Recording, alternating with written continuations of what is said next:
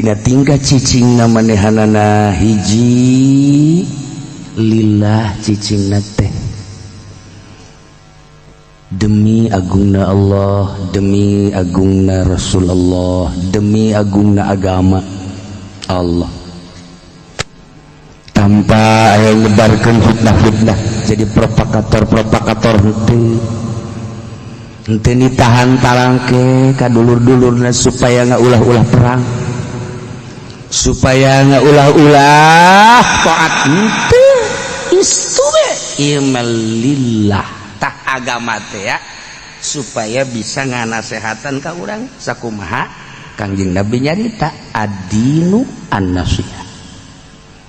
ad-dinu an-nasihah cak Kangjeng Nabi ad-dinu an-nasihah, agama adalah nasihat, agama adalah nasihat, agama adalah nasihat.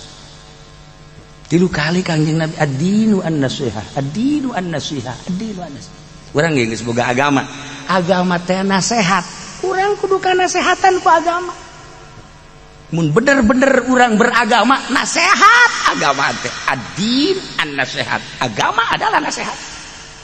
Jadi lamun deuk naon teh atuh si agama teh kudu bisa nganasehatan urang.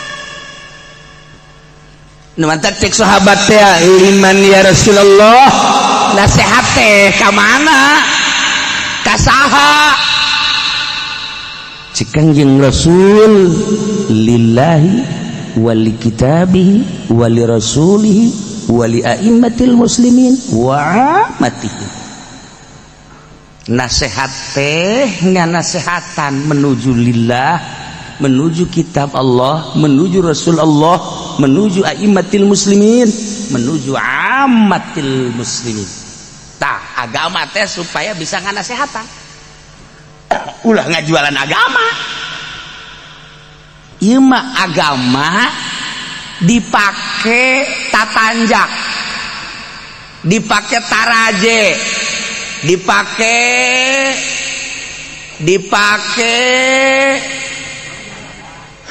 tangga jang naik tahta, naik harta, naik dan lain-lain sebagainya make agama. Agama ma'an nasihah, agama adalah nasihat. Ad-din an-nasihat, ad-din an-nasihat, ad-din an-nasihat. Mata kieu idza nasahu lillahi wa rasul. Agama teh nasihat. Cek sahabat liman ya Rasulullah kasa lillah. Maksudna lillah teh nasihat kumaha teh? Nasihat lillah teh ikhlasul i'tiqad fil wahdaniyah wa wasfuhu bi sifatil uluhiyah wa tanzihuhu 'anil naqais warubatu fi mahabihi wal budu min musafat. Maksudna agama sebagai nasihat lillah menuju Allah, carana ikhlasul i'tiqad fil wahdaniyah, ngebersihkeun pertekadan dina sifat katauhidan. Ulah aya fil wahdaniyah dina katauhidan nunggalkeun Allah. Eueuh nu boga kakuatan kecuali Allah, eueuh nu boga daya kecuali Allah, gerak-gerak nang Allah, sagala rupa nang Allah. Geus bae pokona mah la yadurru ma'asmihi syai'un wala eueuh anu ngabadaratkeun, eueuh nu bisa ngamangfaatkeun. Iwati Allah hiji bae ti eueuh ka aya nu ngaayakeun Allah, geus aya nu ngahirupan Allah, geus hirup nu ngatur Allah, saenggeus teh diatur engke urang paeh ku Allah yuhyi wa yumiit. Ulah aya muatan-muatan nu sejen geus atuh kuari mah ulah boga pikiran gos kieu beuh ya urangnya lamun teh mah tadina meureunanan henteu sakola mah haju teu boga ijazah, aja tuh bisa digawe meureun urang susah tah eta ngaranna henteu nunggalkeun Allah, dua pangeranna Allah jeung ijazah. Teu mah kos kitu. Mantap kalau lempeng wahdaniyah teu lempeng sifat wahdaniyah Allah. Hiji we di jero hate teh masyaallah hese biasa. Urang mah aya dua bae geus kikian bae. Nada cincin. Manguna nih aya bolongan, ayo combong carana kumaha cokot buuk awewe set bisa di dieu tah aju asupkeun ka dieu aju puterkeun kitu seh aju kana puter ku urang aju lamun eta cincin muter engke ge sia nu muter sia salah ngomong apa teh sih tah coba wah ujian eta ieu percaya bahwa batu boga pangaruh awas sia tah agama tuh jadi nasihat ka diri sia lantaran kaganggu ku batu combo teh kebantu ku jabatan awas aya dua di jero hati orang musyrik ku campu combong ku peso segala ku keris segala ku tek-tek bengek Masya Allah tak eta nu sekarang itu ngabahayakeun adin an-nasiha lillah bisa bersihkan ikhlasul itiqad fil wahdaniyah maningan kurang ngaji wujud kidam bako mukhalafah lil das sampai selesai wajibna 20 mustahilna 20 sampai selesai kabagi sifat nafsiyah sifat salabiyah sifat ma'ani sifat manawi tak eta bae geus supaya mantep ka Gusti Allah ulah aya naon-naon lillah lamun geus mulai urang segala rupa lillah bakal senang dicontohan ku Kangjeng Nabi urang Kangjeng Nabi Musa hayang mantep ka Gusti Allah padahal mah nabi nyana kholwah 40 poe 40 detik Kangjeng Nabi Daud padahal mah nabi kholwah 40 poe 40 detik Kangjeng Nabi Sulaiman padahal mah nabi diangkat ku Kangjeng ku Gusti Allah kholwah 40 poe 40 detik Kangjeng Nabi urang pok disebut tanding kholwah 40 poe 40 detik Kangjeng Nabi urang dasar urang kan can pernah kholwahan urang oh can pernah urang dicoba ku urang bebe jaga pamajikan neng kakak ngadeng ngaji aya kholwahan neng ayo dek nyobaan atuh masalah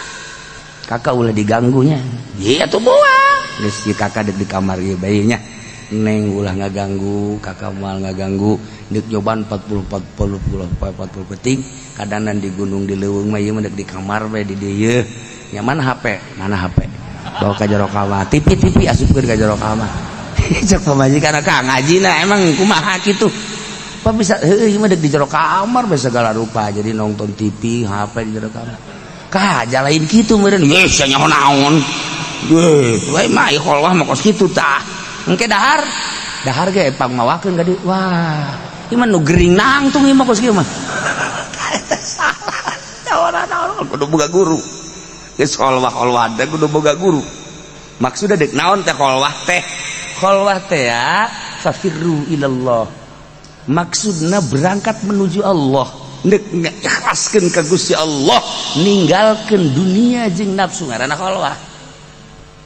ya di jero kamar kholwah nu ditinggalkeun mah teh ngaranna lain kholwah tah mah nyepi bese polisi kos kitu mah aya kholwah mah lain kitu deuk ditinggalkeun ye nafsu makhluk dunia aingna deuk ka Allah deuk ngageserkeun roh deuk ngageserkeun ka hayang nu tadina hayangna kana dunia supaya ngageser leuwih ka akhirat carana kholwahkeun kudu aya guruan jadi kan urang mah teu ngageser ieu urang mah teu ngageser kerja di kiai kerja di santri mah rada deres gedean ka Allah barang jadi kiai ku gedean ka berkat tuh ieu teu ngageser-geserkeun ieu urang teu ngaji teh ieu nu mantak urang ngaji teh ku lagi nyaho ieu loba kiai nu jelas mah hayang ngageserkeun perasaan hayang ngageserkeun perasaan ulah resep bae kana dunia kumaha sih supaya resepna ka akhirat geus bisa 50% beta tek ka dunia 50 ka akhirat 50 geus lain deui naik 60 geus lain deui koba 70 geus lain deui deuleuanna ge dedengean geus lain deui tah hayang ngageserkeun kos kitu teh kan kudu kholwah di jero kholwah teh aya riyadhah aya tafakur aya mujahadah tah eta teh di jero kholwah ngaranna ieu mah kholwah di jero aya TV kholwah di jero aya HP malah mah horenganan aya nu ngora lewat jendela goblok beureum tinggal nu kolot bae pancen teh sisirian aya awewe di dinya ka haji geus kataekan beureun ieu ku ari horenganan lain kataekan naik iya Allah teh tariado ngajarkan aya nu ditinggalkeun berarti menuju Allah kolwah nah sorangan orang di kamar bari tafakur orang nafakuran dunia nafakuran nikmat amere Allah segala rupa maha besar Allah ulah nafakuran Allah terus kabelah ditulah naik karesep urang teh awat sia teh ieu teh geus sabaraha umur teh dititipan ilmu ku Gusti Allah anu cek Allah ulah resep dunia tapi sia masih kana resep bae kana dunia resep bae kana jabatan malah masih teh kapan beureun boga ilmu teh jang jabatan jang dunia nik nanaonan teh sia awak tah urang teh di jero kamar teh ngomong sorangan kosi teh ngaranna kolwah tolol sia mah awak malah mah ieu boga santri teh 20 teh kuari nek dijieun yayasan ku goblok-goblok teuing sia nek naon maksudna hayang kemajuan maju naon majukeun awak sia bae geus ka Gusti Allah urang ngomong sorangan ka Swedan nek naonan teh izin yayasan masukan bae panatu jadi peningkatan eta mah dunia hina dunia mah benta ka Gusti Allah ngalindung ini a'udzubillahi minasyaitonir rajim a'udzubillahi minad dunya syarri dunya kunaon haji kuari dipupuk jadi haju ngagedean dunia goblok si awak dikampak sia kuai tolol ting tak urang keur holwah teh kos kitu tah ngomong sorangan nanaonan atuh si awak berladieun lain haju resep tambah ke Allah haju resepna kana dunia sia teh ku batur mah di kiai-kiai malah ku batur mah di hebat-hebat horenganan cak Allah bahasa teh bajigan goblok beureun sia tolol manusia aki-aki goblok tolol goblok sia ieu teh nyaho deui sia goblok tolol bangsat sia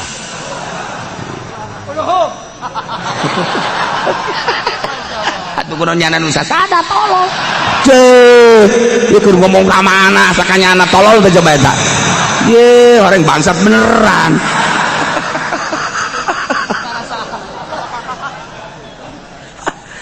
engke timbul tah bakal tetap timbul nikmat geunaheun Allah kan nu mere engke bakal Allah nu mere rasa makan ti Allah mulai kuari bener tadi kitu-kitu mah kurang di kitu-kitu kurang hina aya engke Allah mere mungkin seminggu sebulan setahun aya set terjadilah pandangan batin orang nyahina dunia maha agung Allah maha kawasa Allah orang kan minta ka Allah tunjukkan Gusti ke maha kewasaan Gusti ja ieu teh abdi teh dadamelan Gusti nafsu teh ti Gusti abdi hayang itu teh tidak nafsu nu nafsuna didamel ku Gusti teh maha gagah maha sagala-galana piceun atuh Gusti ieu teh nafsu-nafsu abdi teh kagustikeun lamun urang terus dibereng ke Gusti set indah di umat geus teh hayang babaturan ngajak geus titit aman ieu mah haji titit geus tah gara teh heula bae ayo di sagadi titit ayo